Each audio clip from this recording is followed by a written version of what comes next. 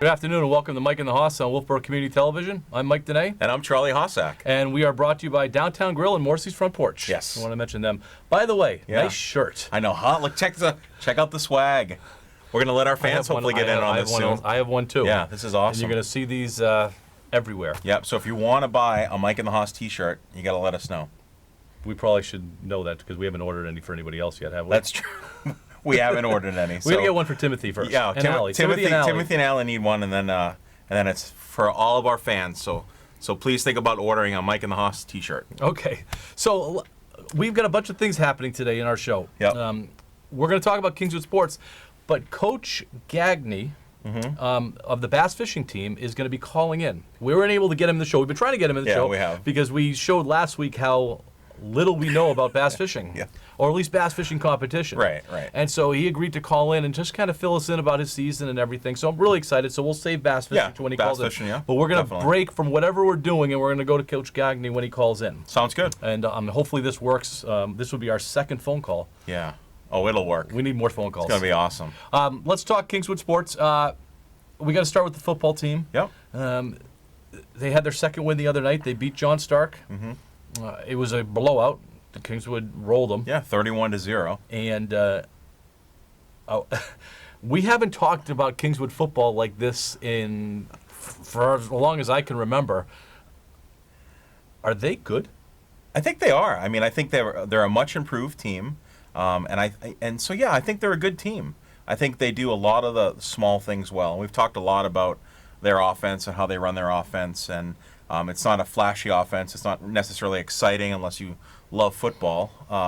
And we talked a lot about that when we do the broadcast of the games. But I actually, they're a good team. And it's kind of funny because I've stepped away from coaching.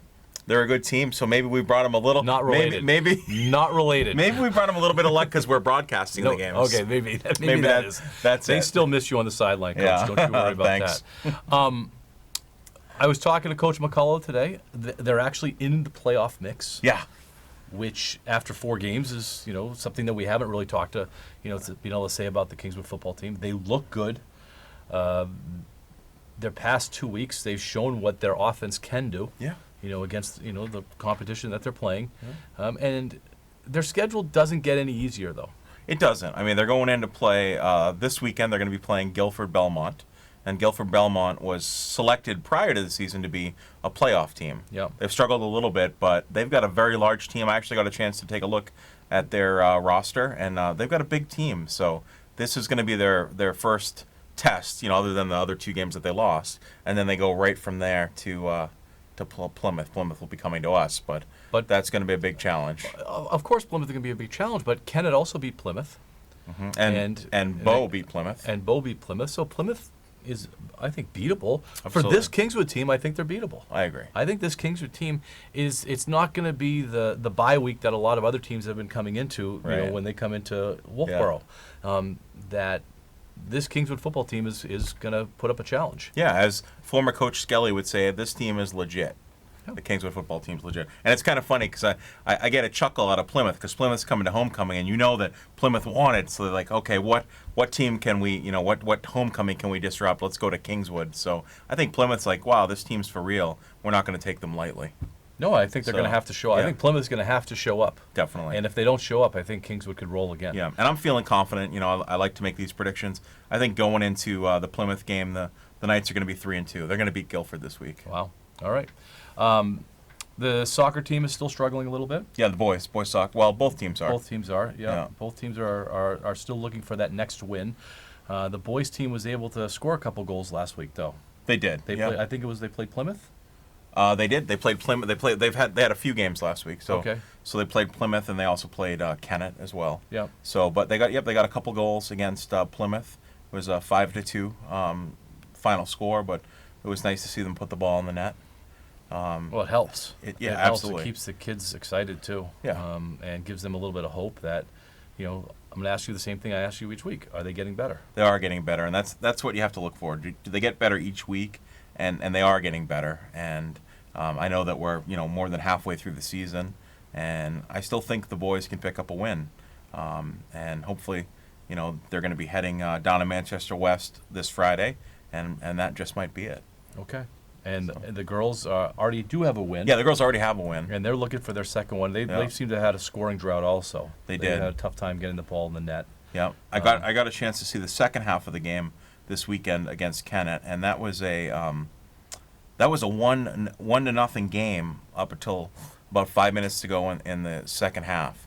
Kingswood was playing quite well against Kennett, so you could definitely see improvement from the girls' team. They came out on the wrong side of that game, but definitely nothing to hang their heads. They played tough defense and really an improved team from when we had seen them a couple weeks ago. Good. Field hockey, we were fortunate enough to broadcast the field hockey game last week. That was awesome. And we got an overtime game. We did. And we got an overtime win. Yeah, we did. And it was a much needed win for the field hockey team because they were sitting at 2-6. They almost need to run the table now to get into the playoffs. Right. And if they would have lost that one, then they would have been in a lot of trouble. Right. And they didn't. They were able to come through. Abby Kelly with both goals. Yeah, 2-1 Played a great win. game. Yeah. We were also fortunate to have Abby's dad next to us on a headset. Yeah. He couldn't hear us at home, but he was able to help us along. Yeah, that was great. Peter Kelly. Thank you, Peter, for helping us. What did I say? Yeah, Did I say Peter Kelly? I don't know. You probably did. I just wanted to say Peter Kelly. We got a phone call, though. Coach Gagne is calling in, so we're gonna answer this and talk to him. Yeah. Coach, Hello. how are you? Hey. Mike Danais and Charlie Hossack here on Mike and the Hoss. How you doing? I'm good. How are you? All right. So, Coach, we're really happy that we were able to get you in, at least on the phone anyway. First of all, congratulations on an awesome season. Thank you.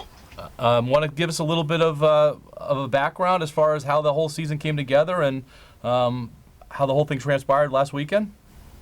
Okay. I guess originally it started, of course, we have the bass fishing team. I approached faculty and administration as well about a bass fishing club so we can get a few more kids involved in that kind of thing. But we've had a couple of good freshmen come in this year, good fishermen. One, Cameron, is the New Hampshire State Fish Angler of the Year for the Junior Bass Nation. That's Cam Yates? Cam Yates? Cam Yates. Wow.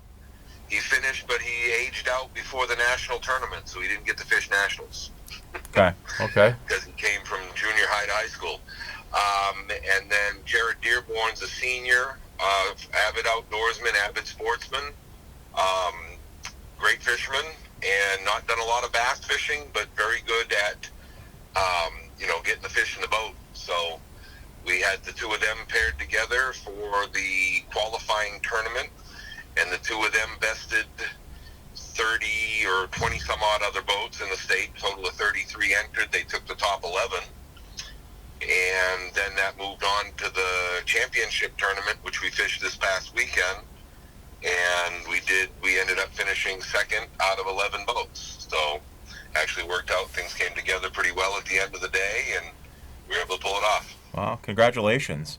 Thank you. Can you just tell us a little bit about how bass fishing works? So it seems like you only have two on the boat, and is it by weight, and are you given a certain amount of bait? Can you just explain the kind of ins and outs of how you do bass fishing? I can do that. It's all artificial bait. So artificial lures, soft plastics, that kind of thing. Mm-hmm. So there is no live bait at all. And it is an 8-fish limit. Most weight takes the tournament, and then they usually also award the largest of species. So whether you have bass, it's largemouth and smallmouth. Mm-hmm. So typically they award the largest largemouth, and sometimes second place depending on the tournament, and then they do the same with smallmouth bass as well. So you could walk away with most weight and the big fish, or you could just get the big fish, or you could just get the most weight. It depends on how the day works out. Right. So everything is catch and release. So tournament time, you have a live well on the boat. You catch fish, you put them in the live well. You have to keep your fish live all day long. Any fish that is, they call sleepy or dead, is penalized. Mm-hmm. And that's pretty much it. Other than that, everything has to be kept live. And you come in with the weigh-in. At the weigh-in, they use mesh bags inside of bags that have water in them. So you bring your fish live to the weigh-in. They weigh the fish. You put them back in your live well. You bring them back out. You release them. Okay. Now, when you catch a fish, is it just automatically the first fish you catch, you got to count it? So the first 8, or do you get to throw some back and select the fish that you want? How does that work? It minimum 12 inches long. Okay. So there is a 12-inch minimum length, an 8-fish limit. Basically, once you get 12, what they call keepers in your live well, you can cull fish in a tournament situation. So you can, if you catch a bigger one than one you've got, you can release the smaller one and keep the bigger one. Okay. Through the tournament time. Tournament runs basically from 8 a.m. to 2 p.m. It's £1 a minute if you're late. So you don't want to be late. No kidding. So did you just go to the championships with Cam and Jared, or does the whole team go with you? Well, the way they do it is you can fish up to 4 fishermen, but they have to split the tournament time. Okay. So I've found that, and not to mention, depending on the size of the tournament water, etc., you might waste an hour coming back in to swap fishermen. Right. So the way that I've tried to do it is I keep a running list that the kids have access to. They log the fish that they catch throughout the season, okay, both with me or when they're fishing on their own. And then from that list, I can kind of tell who my real fishermen are, okay, and I tend to take the top 2 just because going out for, 6 hours with trying to split it between 4 makes it pretty rough. Right. So I usually take the top 2 and go, but I fish everybody right up to the tournament, and even after. We'll still be going out this week coming up here with the kids. So basically having a club and a team allows me to run fishing pretty much year round. So that's awesome. So practices, how often do you guys practice? I guess you would call it practice. It's practice. Depending on what I have available for boats. I've had help of one of the middle school teachers, Mr. Wentworth, this year and last year, and he has a boat, so he can take 3 on his boat. My boat's a little smaller. I can take 2, so that gets us 5 guys out a day. Yeah. We've got, at the moment, I'm probably sitting at 7 or 8 active on the team. I've got a couple more that'll be coming in. But at that point, we can fish 5 a day. I usually go out Monday, Wednesday, Friday, so that lets me bring out six guys a week. And from this, we can start fishing in the beginning of August. I think August 12th was our start date this year. So we can fish right from August 12th right through the end of the championship tournament. So that allows me to get them out quite a bit. And then, like I said, with the club now, we will fish beyond that as well. But the NHIAA season ended as of this past Saturday with the tournament. Okay. So do you guys not do you not move on? Is there like a nationals or anything like that? Actually, if the team that finished first qualifies for nationals. Okay. This year, they're starting a twin state tournament, which we will be fishing on Columbus Day weekend. Oh, okay. The 2 fishermen that won this tournament will go on to that tournament, and if we win that, and that's between New Hampshire and Vermont, 10 boats from each state, the top 2 that finish that tournament are eligible to go to nationals. Okay. And nationals is down in Tennessee. I'm not sure the dates. It's next year sometime. Okay. Well, that was really helpful. Did you learn a lot about that, Charlie? I learned an awful lot. I learned a lot. Coach, congratulations on a very successful year. How many years have you been doing this with the Kingswood team?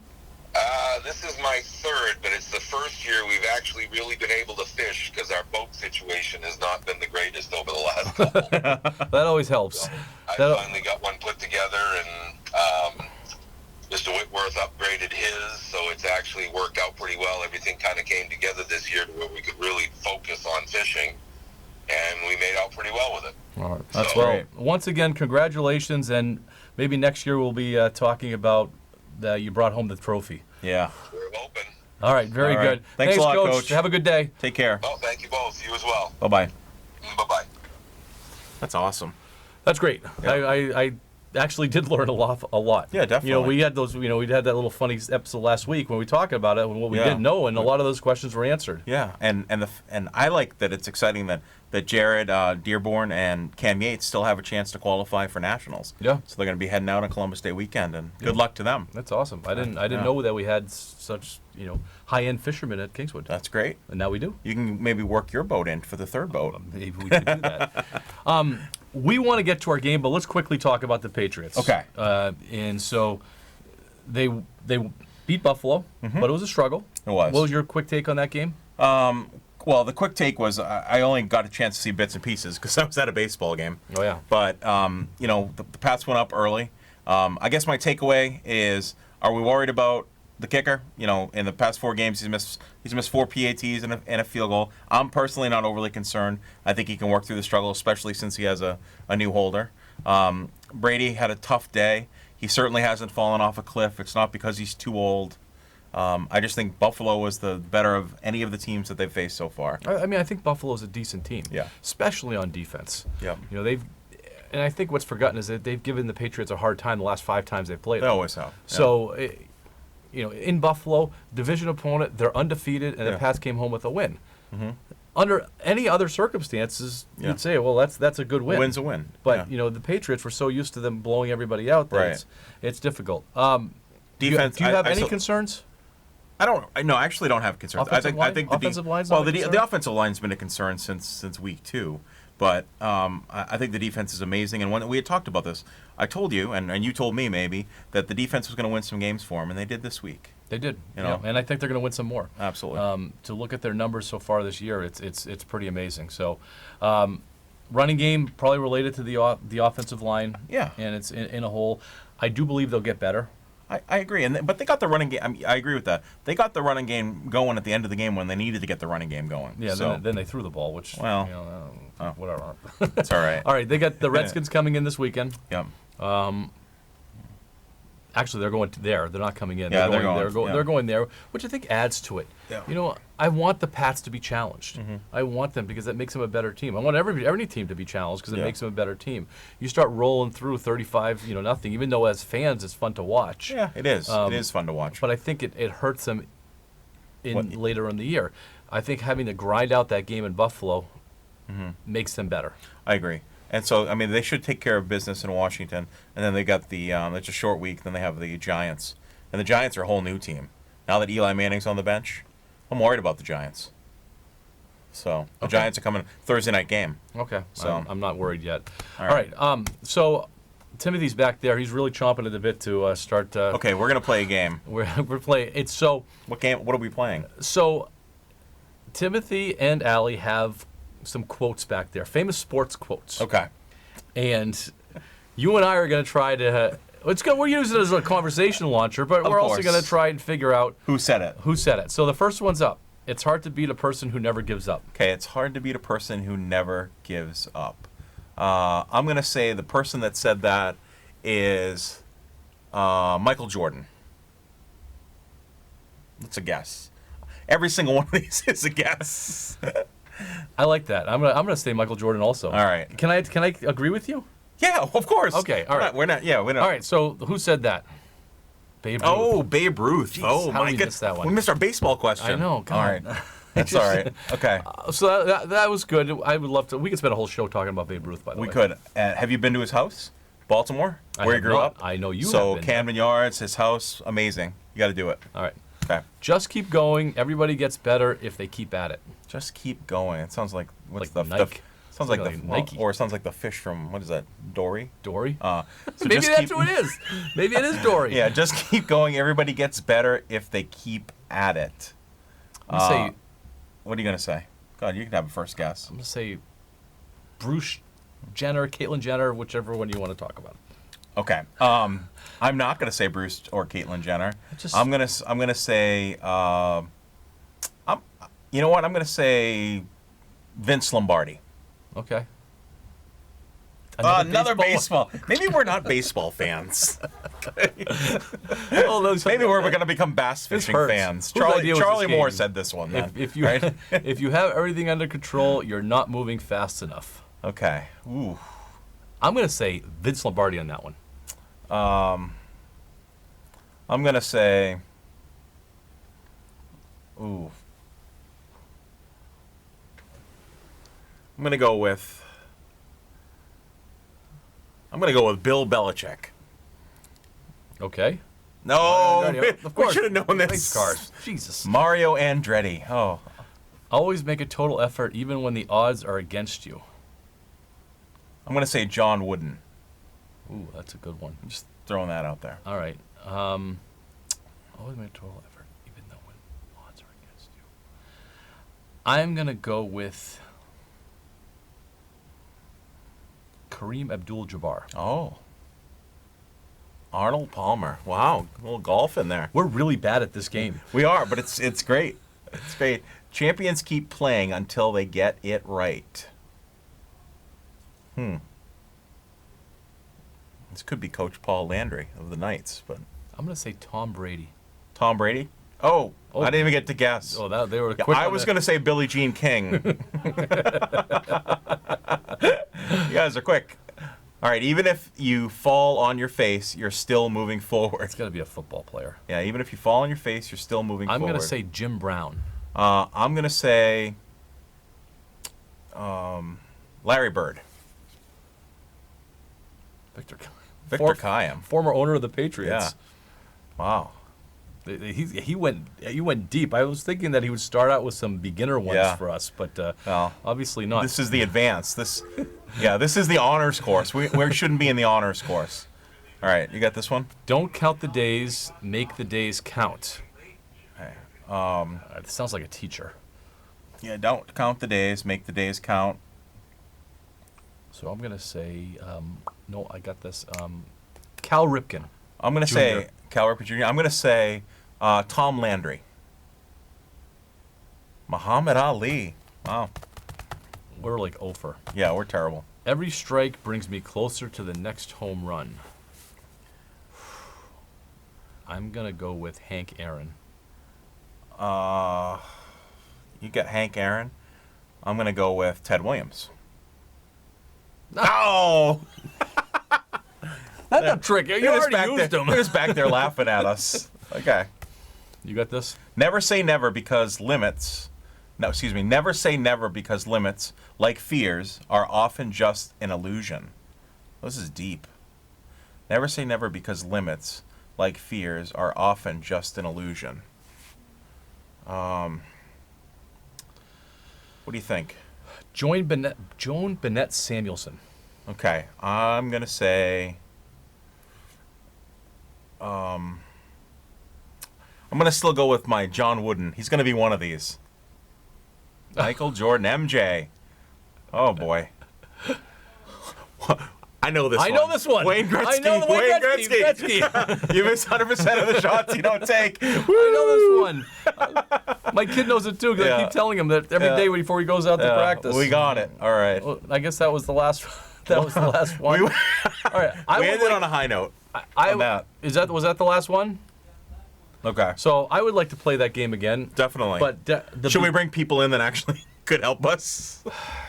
we're going to need more of a beginner level. Yeah, sure. But that was fun. It was thankfully we got the last one. Failing a test. Yep. We can only get better.